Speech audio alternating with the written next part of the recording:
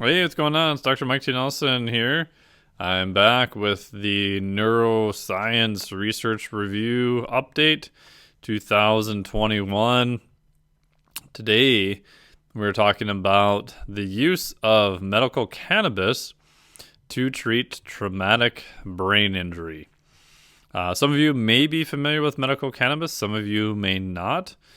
So I did a pretty darn comprehensive deep dive into more of the background here, so that this may also serve as kind of a primer for people who do not have much of a background in it, because I do think there's going to be a lot more questions on this, and the review was pretty good.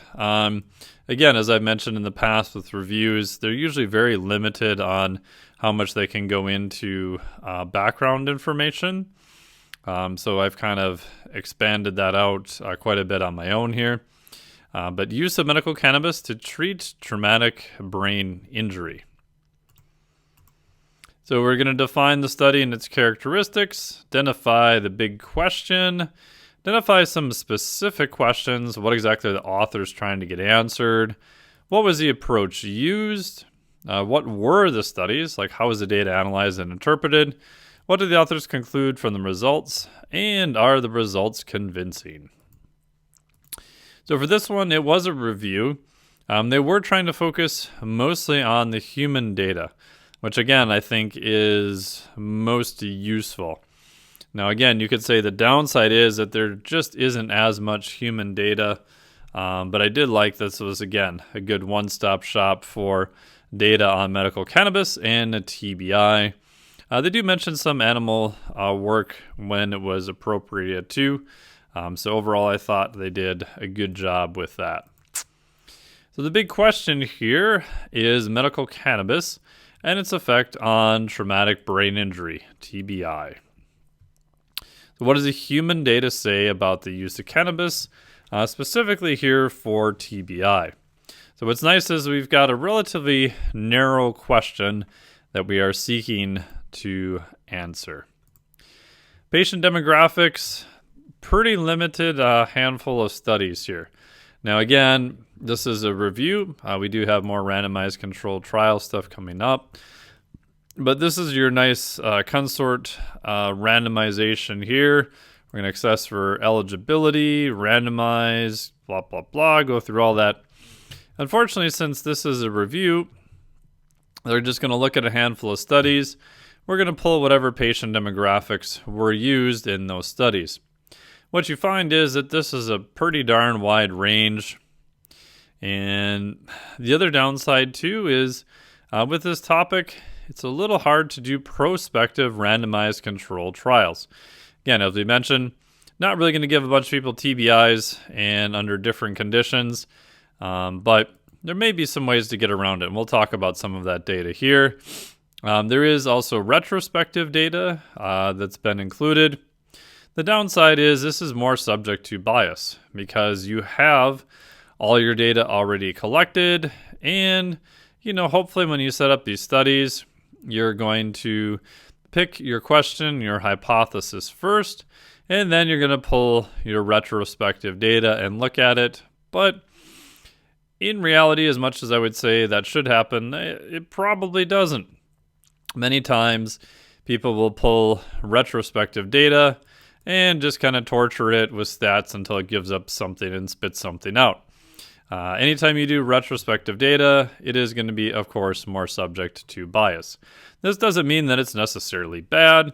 It just means that more likely there's going to be bias. So take it as it is. So how I got into looking more at medical cannabis is from kiteboarding.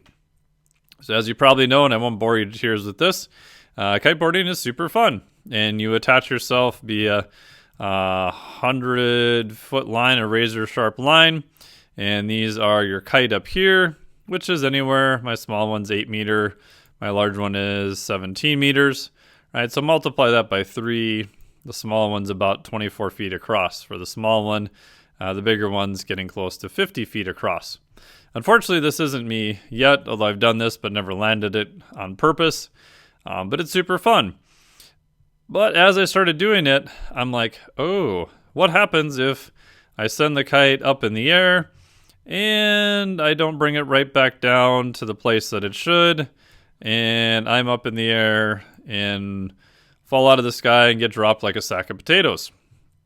What could happen to my brain? So I started looking for, are there any potentially compounds that may help with that? And right around the same time, another buddy of mine was doing some work with CBD. This was like a year or two before CBD started showing up everywhere. I'll explain what CBD is here. So that's how I kind of spent, I started looking at this, it was about 7 years ago now, I think, and ended up doing a pretty darn deep dive into it. So there is my kite and my board, so you can get an idea what they look like. This is in wonderful Hood River, Oregon. Just a heads up, disclosures. In some other things, I do not have anything in here. I don't have any disclosures, affiliates, or anything in here for you to worry about. However, if you do look at some of my other stuff, I do some affiliate work for Charlotte's Web, sold via Driven Nutrition. But again, no links in this presentation at all. I guess this is a band called The Disclosures. They're supposed to be pretty good, but I haven't heard much from them. At one point, I briefly, for like a split second, was an advisor to Nature RX, which was a cannabis magazine. I was helping them with some cannabis and exercise stuff. Unfortunately, right as I started doing that, I think they went under. So whatever, but I threw it in there just in case. So here is our cannabis plant. CBD is everywhere, right? So local drinks, CBD, hemp-based CBD beverages in Central Florida. Medical marijuana announces the launch of watermelon-flavored CBD gummies, right? So CBD and marijuana, cannabis are still around everywhere. So Bang has a CBD energy drink now. So do other companies. And the reason for this is it's big money, right? So you're probably getting a lot of questions about CBD. And again, we'll explain the difference between CBD, cannabis, marijuana, etc. CBD market could reach $20 billion by 2024. Now, again, I always take these estimates with a grain of sand because who knows what they're based on. But yeah, this is from like Forbes magazine, so it's not from like Your News or Us or anything like that. And there is still a big booming market for it. CBD is still always kind of in a gray area via the FDA. We'll talk about that too. But for now, and as of this recording, it is legal in pretty much every state. Again, some states get kind of squirrely and change some of their laws once in a while. But CBD is sold and is legal as of this recording as an over-the-counter supplement. So even in states who have not legalized medical or recreational cannabis, CBD is available. It's a big market, still worth a lot of money. So you're going to see lots of companies getting into it. And unfortunately, with the supplement world, you're going to see lots of crazy shenanigans too, because they can make all that cheddar and make that money. So should we do as Public Enemy says and don't believe the hype? Or is there something to cannabis, CBD, and THC? How do we sort all of this out?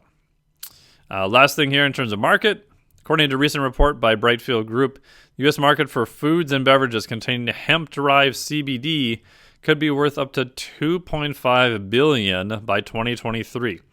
That is 10.5% of the $23.7 billion estimate marketed for all CBD products.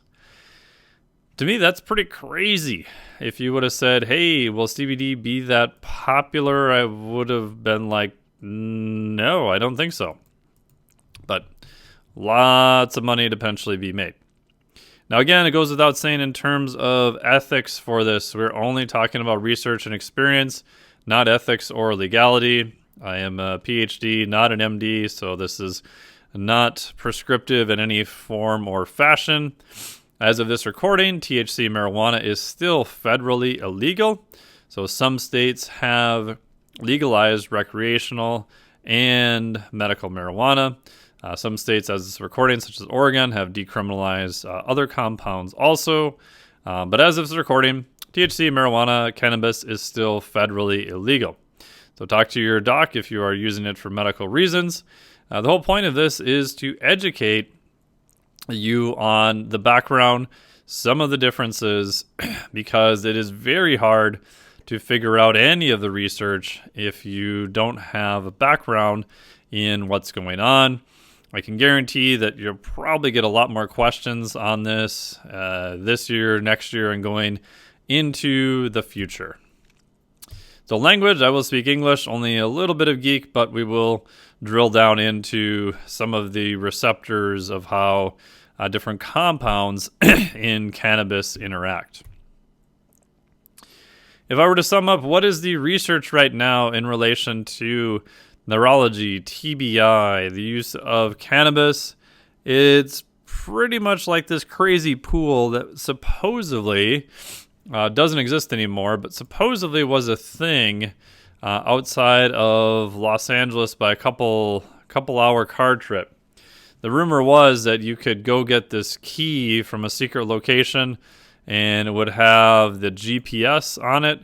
You would drive out into the middle of the desert, and you would uncover this pool that was self-contained via a solar panel here.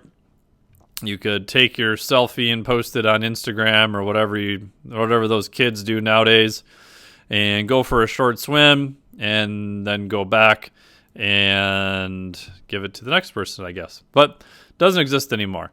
But this is kind of the state of research. It feels like a little bit of an oasis in the middle of a desert. We have some data, but we definitely don't have a ton of data. Which again, I know I'm harping on this, having a background in what are some of the compounds, where are they present, how do they show up, in my biased opinion, is going to be even more important because we have very limited clinical data. So you're going to have to kind of do more of your own investigation. Some of the earliest published works in terms of peer-reviewed stuff on cannabis. This is from Oder Mueller, 1883 to 1914. There's even Weed School now, I guess. I didn't go to this one online, but you can enroll to get your Master of Cannabis certificate online for only $249. I don't really know what the hell that involves, but anything associated with cannabis now appears to be big business. So cannabis, marijuana, those terms are used interchangeably. Through this presentation, I will generally use the term cannabis because that is the more technical term. There are different subtypes of cannabis. Number one, you may have heard of, called sativa. Number two is indica. So again, these are subtypes of the cannabis plant itself. And you may not be familiar with, but there's actually a third type. Talked about very, very little, called ruderalis. And if you look at pictures of it, this is a more sativa-based plant. This is more of an indica-based plant. You'll see that it is much shorter, much more kind of shrubby looking. And this is the poor little ruderalis plant, which generally doesn't get used a lot. Ruderalis is more for kind of hemp production. There are different types of strains of marijuana. Again, this is probably not a shock to any of you. And in a study, 14,031 SNPs, right? So a SNP is a single nucleotide polymorphism. Were genotyped in 81 marijuana and 43 hemp samples. Now, again, I use the term marijuana there because that's what they actually used in the study. So again, I'll be using those terms kind of interchangeably as we go out through the presentation. So in that's way more than I thought that there would be. I was kind of surprised by that. I would not expect that number to be that high. So marijuana and hemp are significantly differentiated at the genome-wide level. So if we said, hey, just using genomics, Can we differentiate marijuana or cannabis from hemp? And yes, we can. And we'll explain the difference here. There is a moderate correlation between the genetic structure of marijuana strains and their reported sativa or indica. So if you've ever kind of visited your neighborhood cannabis cabin and talked to the Bob the bud tender, you get lots of crazy information. Again, some places that I've been have been super informational. Like the people have been highly educated, and it was extremely professional. Everything was clean. You could ask for documentation. It was really, really well done. Some other places, not so much, right? I kind of equivalent this to going into your supplement store and asking whoever is behind the counter about supplement information. Sometimes you get someone who's very knowledgeable and it's super useful. Other times, far from it. It's whoever the kid is trying to sell that's on sale this week is a product they're going to push to you, whether you need it or not, or it has any actual data behind it. So there's a moderate correlation between the genetic structure of marijuana strains between sativa and indica. So if you go into Bob the bud tender, normally they'll tell you sativa is a very uplifting type of cannabis. Indica is very kind of lowers you down, makes you a little bit more tired, sleepy, and relaxing. And where this actually came from, which is crazy, is the rumor is it's from the appearance of the plant. If you look at more sativa type plants, they tend to grow much higher. They're kind of reaching up towards the sun. The indica type plants tend to be the opposite. They tend to be much lower, more shrubby looking, closer to the ground, right? They're bringing you kind of more back down. And then ruderalis, nobody talks about. So there is a correlation between the genetic structure between strains. We can differentiate hemp from cannabis, maybe sativa and indica. Now here's what's crazy is the strain names often do not reflect meaningful genetic identity. So if you go in and they're like, oh yeah, this is a sativa whatever. This is an indica whatever. The downside is almost everything now is a hybrid. If we were to go and try to do chemical analysis and say, okay, how much of this, whatever Bob the bud tender recommended, how much of this is even sativa? Is it 70%, 60%, 90%? Well, we could do that if we had a chemical sample that is 100% sativa. Unfortunately, we do not. It turns out that all of the plants have been so crossbred and changed and hybrid and all these things for many, many, many hundreds, probably thousands of years. There isn't really 100% sativa sample anymore. There isn't 100% indica sample. So we don't really know where any of them are on this spectrum. And we can't really do this via genetic identity. Because again, we don't have a 100% true sample of either one. So Michael Pollan has written a lot about this too.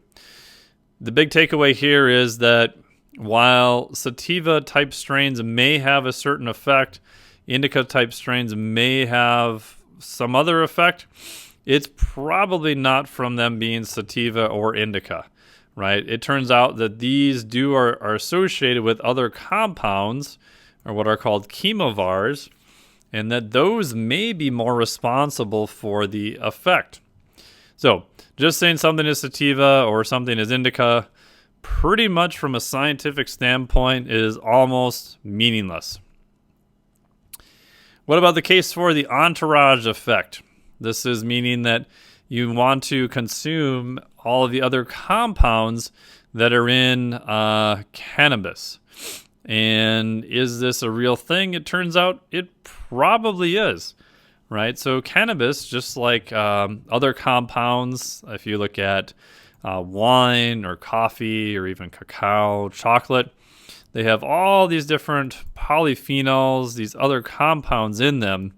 And if you look at, say, wine, for example, where the grape was grown, the type of grape, the soil, how much water did it get, when did it get water, how much sun did it get, what type of stress was the plant under, all changes the grape and changes the wine, right? Not even to account for different types of winemaking. So it ends up being very complicated. And the same is true for cannabis. There are many other compounds that are in cannabis that do appear to change the effect. This is what's called the kind of entourage effect. And that does appear to be true. So if you go in, one of the things you want to look for is something called, this is a trademark, Phytofacts, but it's what's called a chemovar profile. So chemovars are these other compounds that are in cannabis. So the main ones are going to be things called your cannabinoids, and also these other compounds called terpenes. So terpenes show up in many other foods. They're kind of responsible for the flavor and the spice. Right, so lemonol is a terpene that shockingly smells like lemon. Go figure, right? But they should be able to give you what is the class, the type. Now again, species, they're going to say sativa or indica. That's not really going to be borne out in the testing. That's just going to be what is actually labeled. But what you're looking at here is what are these different terpenes and what are the different cannabinoids that are present. So for this particular one, we've got compounds here called CBDA, THCA. We'll explain a little bit of these, CBD and CBG. The aroma and flavor, again, these are your compounds that are responsible for that. Sometimes they'll give you a little profile here saying, ooh, they're more on the fruity side or the herbal side or the piney or the tropical side. These have to do with the type of terpenes that are in the cannabis. This is trying to categorize what is the entourage effect. It turns out these cannabinoids and terpenes do play a role in what effect you are looking to get from it.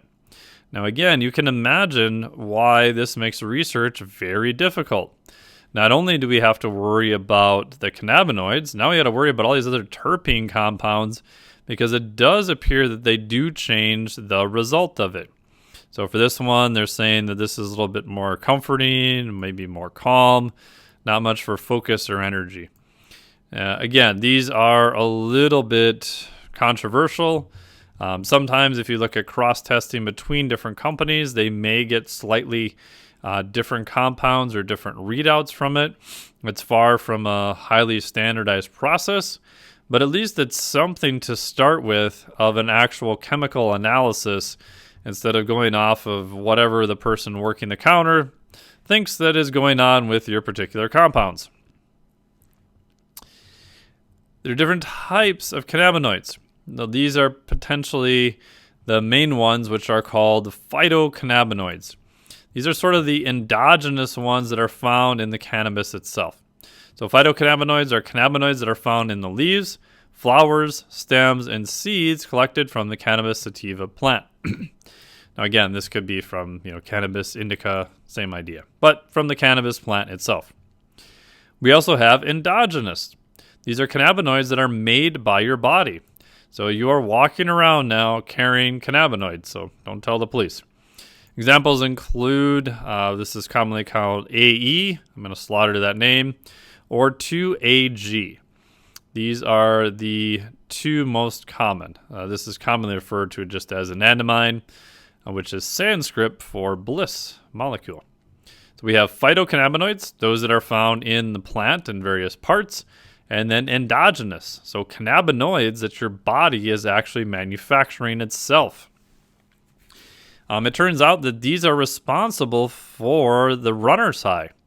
We used to think that these were endorphins or enkephalins, and it turns out that it's pretty much agreed in the research now that the endocannabinoid system, right, your body's own production of these cannabinoids, again, these are not mice that were smoking before they did exercise, that the endogenous cannabinoids are responsible for the runner's high.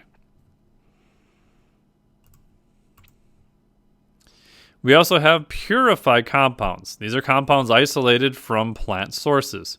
So example here is going to be cannabidiol, or commonly called CBD, and delta-9 tetrahydrocannabinol, more commonly called THC. These are compounds that show up in the cannabis plant, but through chemistry we've been able to manufacture them in the lab also, then have reliable IDs for them. A pharmaceutical company has spent a lot of money trying to make synthetic cannabinoids. There's a whole bunch of different ones. Here's some examples. We've got CB1 agonist. We'll explain what that is. CB2 agonist. We've got mixed CB1, CB2, non-selective agonists. These are more synthetic derivatives themselves. In general, the literature on synthetic cannabinoids, in my biased opinion, hasn't really turned out well. Because quite a while, cannabinoids, medical cannabis, for many, many years was federally illegal and is still illegal. So many states it was not approved. It was a Scheduled I drug. So pharmaceutical companies said, hey, that's all right. We'll create these synthetic cannabinoids in the lab. So if we create this compound, right, so this one is relatively somewhat popular and made it somewhat far in trials, JWH 133, we can now patent that compound. And maybe we can try to create something that is just a CB2 agonist only. What you find is that the side effect profile, not the greatest on these. Now again, these two are a little bit exceptions because they're just chemically made derivatives. What is the difference between cannabis or marijuana versus hemp? The main difference is the THC content. So THC, delta-9 tetrahydrocannabinol, that's what it looks like there. Marijuana or cannabis has a higher amount of THC. So by definition, currently, the Department of Agriculture, the reason CBD is legal to be sold, you have to have less than 0.3% THC. So it is legal for CBD to have a very small amount of THC. Now, less than 0.3% THC is very, very small. Like you could probably take whole containers of CBD and you're not going to get a lot of THC. But hemp itself is defined currently by the Department of Agriculture less than 0.3% THC. If you have cannabis that's less than that, it is considered hemp. And because the THC, which is the psychoactive component, is so low, that's why it's not registered as a drug. It is sort of governed under the Department of Agriculture. This then allows CBD currently to be sold as an over-the-counter supplement. We talked about cannabinoids. As of this recording, there's 113 cannabinoids identified in cannabis. I'm guessing they're going to find even more. So lots of different compounds in cannabis. The main ones you're familiar with, THC. This was first isolated in 1964. This is classically called the only psychoactive cannabinoid. Now again, that is a little bit debatable. It turns out delta-8 does have some psychoactive properties. Some of the other ones maybe in like ridiculously high doses, but for the most part, THC is the main psychoactive compound in cannabis, which is fascinating to me that there's been identified 113 different cannabinoids and only really one, maybe two are psychoactive that we know of. CBD is another one that's found in high amounts. It was first isolated in 1940, paradoxically before THC. It is currently non-psychoactive, even in higher doses. That's been shown to be true, and currently legal in the U.S.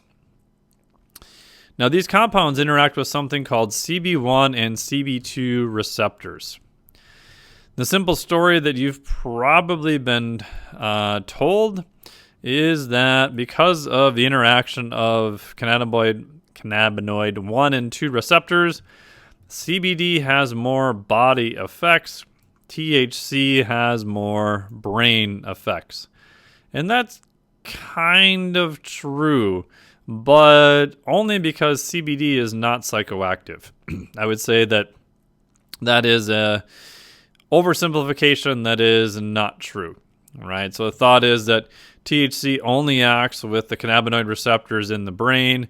CBD only acts with the cannabinoid receptors in the body. Unfortunately, that simple story has not been shown to be true. So cannabis as a plant is Scheduled 1 currently by the federal government. To be something as a Scheduled 1 drug, it has to have a high addiction potential and no medical use. Paradoxically, that is not true for cannabis. Dronabinol or Marinol is literally a synthetic form of delta-9 tetrahydrocannabinol. So it is literally synthetically made THC. That was approved and marketed in August of 1994. So the government says, hey, Schedule 1 drug, oops, no medical use, but oh yeah, Marinol was approved in 1994, which is crazy. So you can probably guess from this what a Schedule 2 drug is. So a Schedule 2 drug has addiction potential, but does serve a medical purpose. It turns out cocaine is a Scheduled 2 drug. It is a Scheduled 2 drug because, go figure, it is used for numbing parts of the nose during medical procedures. All right, so enough about the legality. Delivery methods. So one of the things when you're reading research is you want to look closely at the delivery method. And there are many different delivery methods. First one I could find that was in a journal was 1870. Boston Medical and Surgical Journal had something about Grimlet's Indian cigarettes, which was basically just a joint of cannabis. That was the earliest one I could find in actual peer-reviewed literature. There are different delivery methods. You can inhale it or smoke it in some form. This could be in a vaporized. So a vaporizer will sort of basically hit it with a high temperature, but it's much more controlled. And we'll explain what the difference is here. With a vaporizer, you could vaporize something called oil versus flower. So oil, you've probably seen the little oil cartridges that you put in.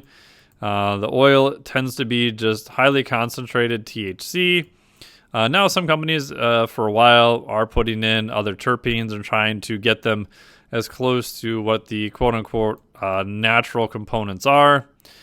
I don't know how much I trust that. In general, like most things in life, you get what you pay for. But I would really look for some third-party certification of that. Again, my bias, just me personally, is if you're vaporizing the flower directly, which is the dried herb itself and something like a grasshopper vaporizer, at least you can control the compound to start. You don't know what else that they put in it. And then you can also control the temperature of which you vaporize it. Again, my bias.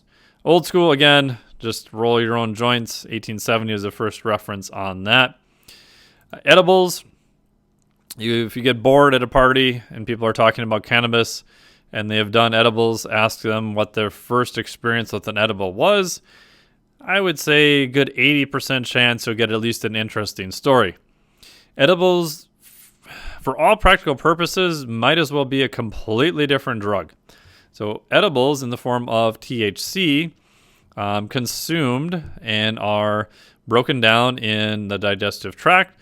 They enter the bloodstream, they go to the liver, and they're converted to something called 11-hydroxy-THC. It is literally a different compound, although it's a derivative of THC. Remember that inhaled version is what's called a delta-9 variation. So it gets converted into a different drug and has very different effects. The other bugger, too, is that the half-life is completely different. And the onset is this very odd, flat to extremely change in angle very fast. Meaning, so here's what typically happens. Someone says, oh yeah, I tried an edible. I did 10 milligrams and, I waited like a whole hour and like nothing happened. So I thought, well, I'll do another 10 milligrams. And if you look at the onset curve, you can easily wait an hour, sometimes 2 hours before you hit this upslope in the curve, meaning this is your concentration levels. And once they hit that upslope, now they've already doubled their dose. And so, yeah, for new people, that doesn't usually go so well. Sometimes it goes great. Who knows? But the curve is kind of wacky. This is also changed by food. There's some literature showing it maybe even changed by time of day. And again, this is assuming that you're buying from a reputable source that is actually 10 milligrams of THC. This isn't, again, Bob the bun tender who just made his brownies, which he mixed at home himself, which God knows how much THC ends up in a small portion of it. Usually they're extremely heterogeneous. There's also other methods. You've got transdermals, etc. So there's many different forms, and the form makes a big difference, right? So you may be looking and going, oh, okay, they used THC as an edible or a tincture versus they vaporized THC at a certain temperature. Those are going to be very, very different in terms of potentially outcome and even what drugs that are interacting because of the way your body is going to metabolize them. In regards to vaping, I thought this was a cool study. Vapor inhalation of CBD in rats, and I wanted to see if they had a picture of a vaping rat. So I wanted to see how they get the little rats trained to do it, but it was not in that study. Another thing that has to occur with the cannabis itself is something called decarboxylation. So decarboxylation, the main two catalysts for decarboxylation to occur are heat and time. So drying and curing cannabis over time will cause a partial decarboxylation to occur. Smoking and vaporizing will instantly decarboxylate cannabinoids due to the extremely high temperatures present, making them instantly available for absorption through inhalation.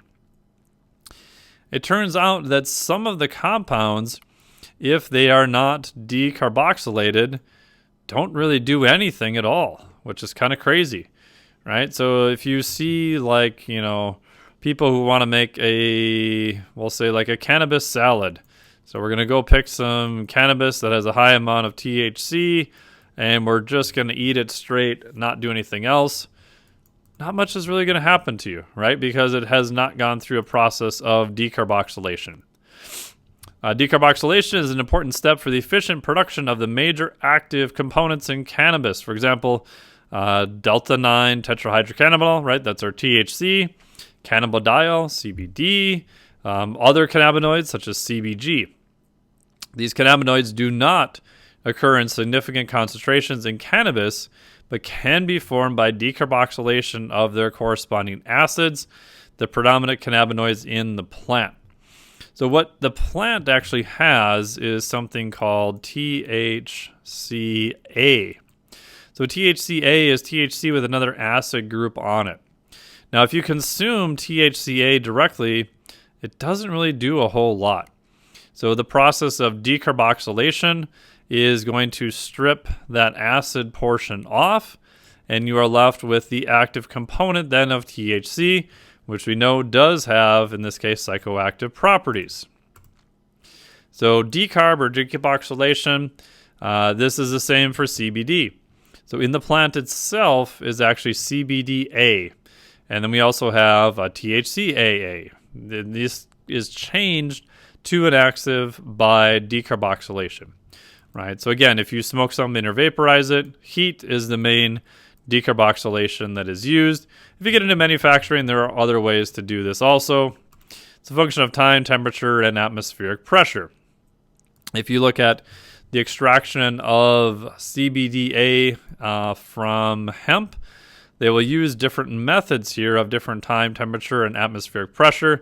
They may even use different chemical compounds to extract pure CBD from the hemp or cannabis plants itself. Most of the time, CBD now is extracted a lot of times from hemp, but there are other ways to get it. Are cannabinoids safe? Right? So if we're talking about neurologic research and we're boring you to tears, hopefully not with all this research about cannabis and different compounds, are cannabinoids themselves safe? In general, from all the data that I could find, again, this was not in the review study, just other data that I pulled, generally, yes. Here's all the studies looking at it. Now, again, this gets complicated because of all the different forms of administration that we just talked about. But in general, cannabinoids do appear to be relatively safe. What about safety of THC? In general, relatively safe. Again, you do have psychomotor changes from it. There are some little mouse studies here that show THC has a direct dose-dependent toxic effect on brain mitochondria. And to demonstrate for the first time that THC mainly inhibits the complex 1, 2, and 3 of mitochondrial respiratory chain, right? This is your electron transport chain. We've got those complexes in there that are passing everything on to create ATP and decreases mitochondrial coupling. Now, the downside is that this sounds pretty bad, but if you look at the actual research, the dose they used was pretty darn high, and it was a little mouse study, and yeah, I don't know how much faith I really put into it, but just pointing out that there are some other data out there regarding THC safety that does show negative effects. THC in this study increases ROS production, so reactive oxygen species production by the brain, which likely participates in its toxicity. Now again, this is another mouse study. And again, concentrations they used, pretty darn high. But you can find stuff showing that there may be some toxicity related to THC. Now again, this is not super shocking. Anything that can potentially help you can potentially hurt you. We need to look at the amount, the dose, and how it is administered. So back to our study here after our little crash course in more than you ever wanted to know about cannabis. In a systematic review of medical cannabis in TBI, neurologic patient populations, the risk of serious adverse psychiatric effects, including mood and behavior changes, hallucinations, or suicidal ideation, was approximately 1%. So if we look on the psychological side in TBI patients, what we find is that it is relatively low, at least in this study that was quoted in the review. Again, it's not 0%, it is 1%. So probably not going to happen, but again, everything has a risk associated with it. So with the cannabinoids themselves, what if I wanted to get, let's say, less THC and more CBN or CBD? So my thought quite a while ago was, okay, if the flower or the herb itself, if I have direct control of it, of a vaporizer, and I can pick my temperature, is there a different temperature where they will decarboxylate at? And for THC and CBD, probably not, right? So one of the downsides is if the flower you have has higher THC and CBD, you can't necessarily vaporize it at a different point. The points cross over quite a bit. So you would want to get a compound, or what's called a flower, the herb itself, that has high amount of CBD and lower amounts of THC. Those are becoming more available. They were not really available for quite a while because THC is illegal. That generally drove up the black market and people crossbreeding and hybrid breeding to try to get THC concentrations as high as possible. Why? Because they would make more money. And THC and cannabis was generally looked at in terms of how many pounds you had, not necessarily the potency for criminal punishment. Now the trend is going the other way, and we are finding different compounds that have higher amounts of CBD. If you want to get something more like CBN, which there are some very interesting data on CBN and sleep. As a supplement now, you are finding sources of CBN. When I consult with supplement companies, one of the things I told a couple of them about 2-3 years ago was if I were in the supplement industry at that point, I would highly look at CBN because it is over-the-counter, it is non-psychoactive, and does appear to have, again, based on preliminary research, very interesting properties for sleep. If it is present in the dry herb that you have, you're going to need to vaporize it at a pretty high point. However, some other compounds such as beta-caryophyllene, which may help with pain, are at lower points. Again, so you can look at the amount that is in the herb itself, right? You want to ask for the profile of the chemovars, and you may be able to get fancy and change the vape temperature to get different compounds. Now, what also is interesting too is most of the terpenes, not all of them, tend to be vaporized at much lower temperatures. So if you think the terpenes are what is providing some of the benefit, there is some research to support that, and you don't want as much of the THC compound, you can then vaporize at a lower temperature. You will get more of the terpenes out and less of THC. You'll also notice that the terpenes are what really provides a lot of the flavor and kind of the aromas to it. So it'll be quite different than as you get into higher temperatures. What about CBD and THC just in general? CBD and its analogs review their effects on inflammation, shows that it may be beneficial for that. What's fascinating is here is the confirmations of the CBD and THC. Again, I'm not a chemistry major, but they look relatively similar. Now, again, small changes in compounds like this result in huge changes in physiology. So we can't always go by like, wow, they look similar, so they should be different, which that doesn't pan out. But again, relatively similar structure, not too much different here in a double bond, right? So CBD, non-psychoactive, THC is psychoactive. CBD was initially filed for a patent. I actually pulled the patent on it because I'm that big of a geek. Cannabinoids as antioxidants and neuroprotectants. So when this patent was filed, it was actually filed and granted for neuroprotection. This was issued on October 7th, 2003.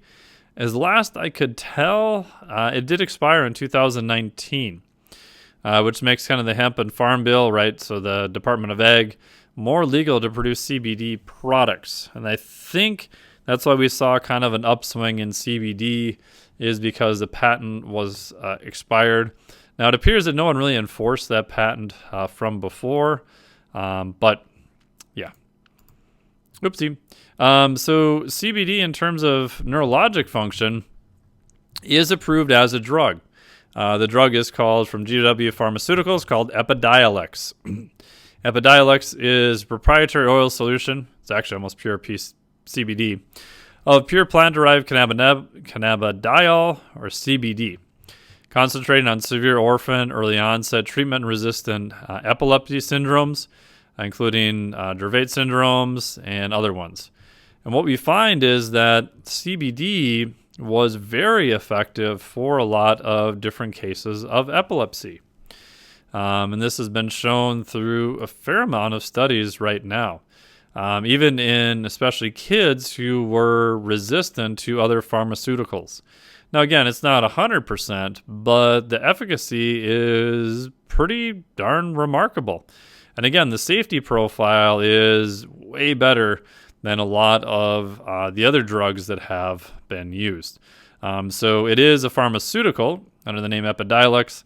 As far as I can tell, Epidiolex is literally just pure CBD. So hopefully you're hanging in there with all the fire hose of information. We're getting closer to the end, so thank you so much for hanging in there. I know it's a ton of information, but the reason I wanted to do more of a deep dive into the background is, as you've already seen, it makes reading the research more useful now because you'll know, okay, they're taking the herb itself. Okay, they're vaporizing it. Do they have the concentration of the cannabinoids and terpenes that were in the actual herb itself? What temperature did they vaporize it at? How long did they use it? What neurologic condition, right? So it allows you to ask much better questions. Real briefly on pain, this is a good review. Shows that might be helpful, right? So very interesting data on that. The cannabinoid CB2, receptor selective phytocannabinoid beta-caryophyllene, exerts analgesic effects in mouse models of inflammatory and neuropathic pain. So again, if you have clients or patients who are looking for more of a pain effect, they may look for this particular terpene itself in the chemovar profile, and that's what they may want to target. Again, that one is also vaporized at a lower temperature too. So they may be able to get more of it and a little bit less of the THC if they find that works better for them. Again, this was in a mouse model. CBD does show benefits on inflammation. Briefly, this is a specific CB1 cannabinoid receptor agonist. Did help sleep. We know that the endocannabinoid system is highly involved in regulating what's called sleep stability. Now, a lot of this work, as far as I can tell, hasn't really been figured out yet. The endocannabinoid system is fascinating in that out of all the physiology and biology and classes I've taken, almost no one ever talked about the endocannabinoid system at all. So maybe in your education you got more of it, but for most of the docs I've talked to, it just kind of got skipped over. But I think we'll learn more and more about it in the future. And as we mentioned, your body has endogenous endocannabinoids, right? Endogenous to the body that it is using to regulate. Another one on sleep, emerging role of endocannabinoid system is sleep-wake cycle. This is a really good one. This is probably one of my favorites so far for sleep. It's a 2017 review, Cannabis, Cannabinoids, and Sleep. The answer is, does it help? Maybe. CBD may hold promise for REM sleep disorder and excessive daytime sleepiness. Anecdotally, I found with clients, if they're really anxiety-driven and that's why they're having sleep issues, that small amounts of THC, which is self-reported in CBD, may be beneficial for that. There is some preliminary data showing that high anxiety might be helped by CBD. In terms of head trauma, from the neurologic side, 3 retrospective reviews of data. They combined found 446 patients who sustained a TBI. And what they did is they looked at their toxicology screen. Because when this study was done, I believe where they pulled the data, THC was illegal, if I remember correctly. But whenever there's a traffic accident or something similar, they are going to look for a tox screen. So they had data on people who had sustained a TBI. I think most of these were from motor vehicle accidents. And they compared that with a tox screen for THC. Now, this is a little bit problematic because, as you know, THC can stay active in the blood for a long period of time. Right? It has a very long half-life. Right? So that doesn't mean that it's going to have a physiologic effect still. But again, some retrospective data. Again, THC was illegal, so they can only do retrospective. What they found, though, was pretty interesting. So positive THC screen was associated with a decrease in mortality in adult patients sustaining a TBI. So now in the current review, they did mention this study again, which I thought was great. What I do like about it was they did look at mortality, which, as cruel as it sounds, is a hard endpoint. Right? At the end of the study, they're either alive or not. And again, these were in adult patients who did sustain a TBI. Downside is it's a retrospective study, which is a little bit more subject to bias, but still pretty interesting, especially since THC is illegal and harder to study. Also, when we have head trauma, there's a transient disruption of the blood-brain integrity, Cannabinoids themselves may even serve to protect the blood-brain barrier itself. Now, again, that is a lot of times based on some animal data, but still pretty interesting. Maybe cannabinoids can help with TBI itself, potentially, but one of the ways they may lessen conditions or issues is by helping keep the blood-brain barrier more intact. Again, mouse model. So here's your crash course background, legality, THC versus CBD, methods of consumption.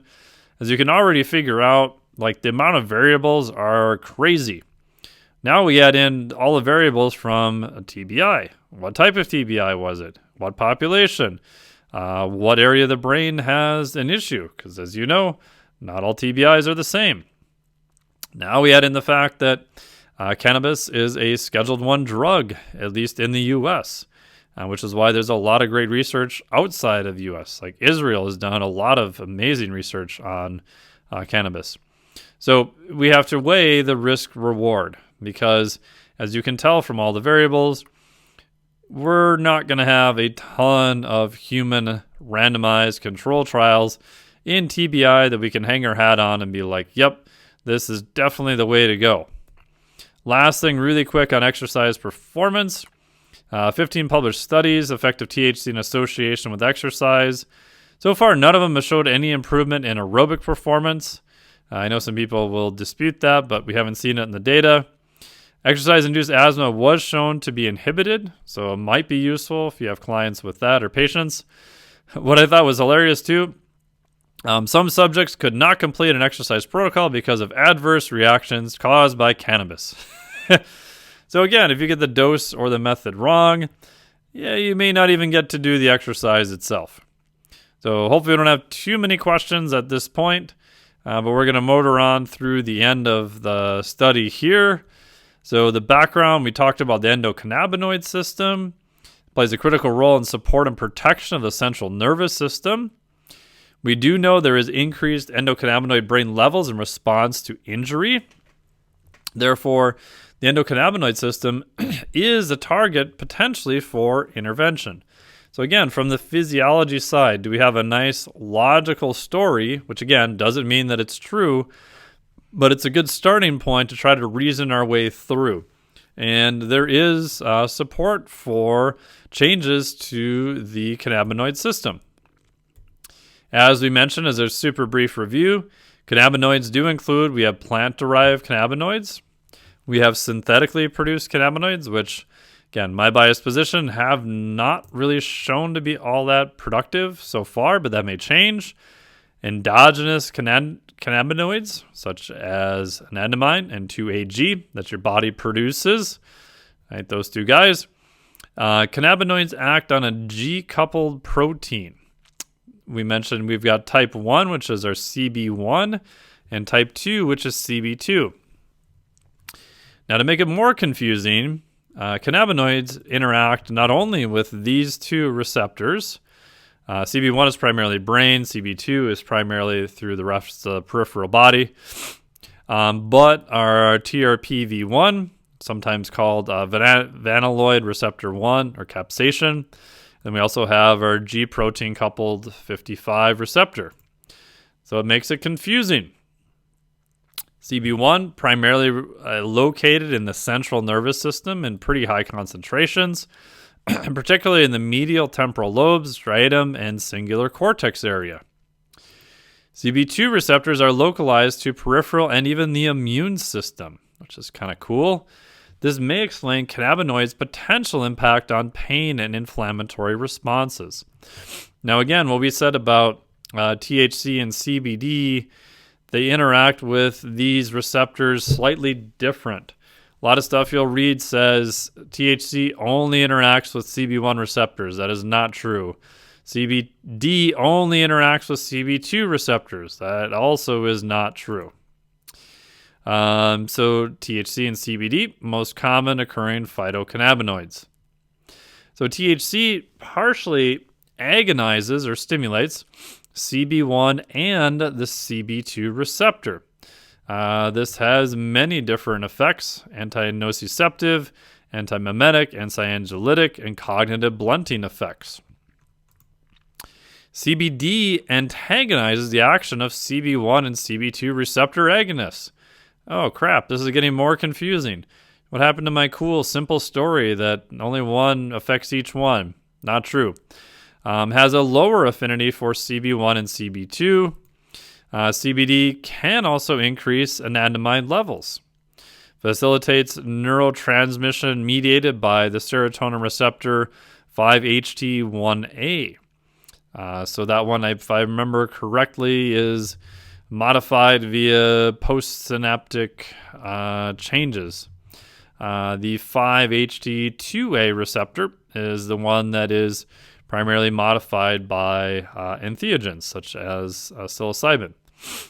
CBD may decrease levels of pro-inflammatory cytokines, may increase anti-inflammatory cytokines, and as we saw, has a patent filed for it and has other data showing that it is potentially neuroprotective. Post-traumatic stress disorder, PTSD, and TBI are highly comorbid, particularly in military personnel, an estimated pool prevalence rates of up to 43.9%. So very, very high. Anxiolytic effects of cannabis have been associated with the high density of CB1 receptors found in the amygdala, hippocampal, cortical, striatal circuits, which contribute to anxiety, fear-related behavior, hyper-responsiveness to emotional stimuli, and retrieval of fear-based memories.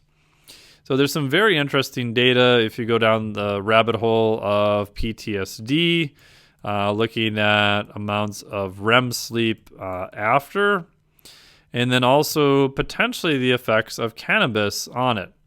And in general, what you find is that because it's interacting with some of these circuits, again, it does provide at least a logical basis for how it may be beneficial. But as you've also heard, some people who consume too much THC also can become very paranoid, right? So if we kind of overdo it of those circuits, some people, again, depending upon their genetics possibly, may be more prone to some of those effects. So again, it makes it kind of hard to sort out a lot of times. So in the discussion, they talked about there's very limited data, unfortunately, on humans with medical cannabis and TBI. There's 5 kind of really good studies. I wouldn't say really good, but 5 published human studies, 3 abstracts. Again, we talked about one of the issues with TBI is there's no consensus on the definition or set criteria, mostly defined as an injury resulting from an external force to the head, followed by an alteration in brain function. So that's what they were using as their definition of TBI. Despite over 30 phase 3 clinical trials, there is not a single pharmacological agent that has been demonstrated to have therapeutic efficacy for TBI, potentially due to the heterogeneity of etiology, pathology, severity, and clinical manifestations of TBI.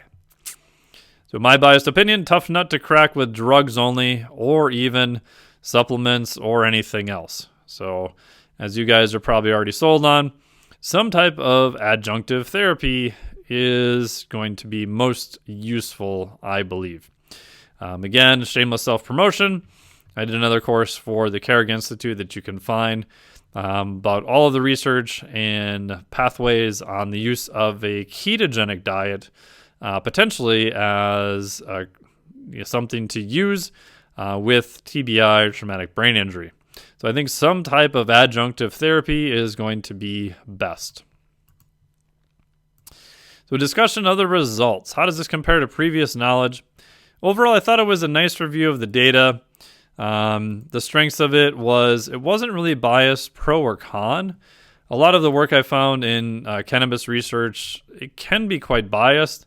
And if you go out into the really real world, it appears that everyone is very pro or con cannabis. Con as in, it's the devil's lettuce, it's the most horrible thing. If you smoke cannabis, you're going to be attached to your couch the rest of your life, and you're going to hell in a handbasket. Pro is, oh, bro, like it won't kill you. There's no documented lethality from cannabis, which direct toxicology, that's true. However, some people don't make the best decisions then, and that can lead to other issues. And the pro people claim that it'll do everything for you. Yeah, it's probably not either pro or con. Right? The answer is probably somewhere in between. But a strength of this review, I thought, was that they did a good job to not really be biased pro or con. I always look at the disclosure section. They did not have a lot of disclosures. Didn't work for any cannabis companies either. With the limited data they had was very comprehensive. They cover animal and human data. Again, limitation, as always, it's a review, so we don't have randomized controlled trials. So is it relevant? Yes. Were the results convincing? Again, yes, but very limited data. I'll give you what I think are my top takeaways from it here. Next step, I always like more background in reviews. I know that this is kind of shunned upon because of limits and time constraints, but almost all of the background that I provided here was on my own, so you guys would have that and be more educated on it.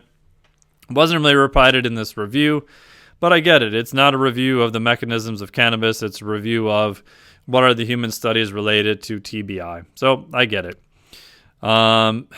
More human studies need to be standardized.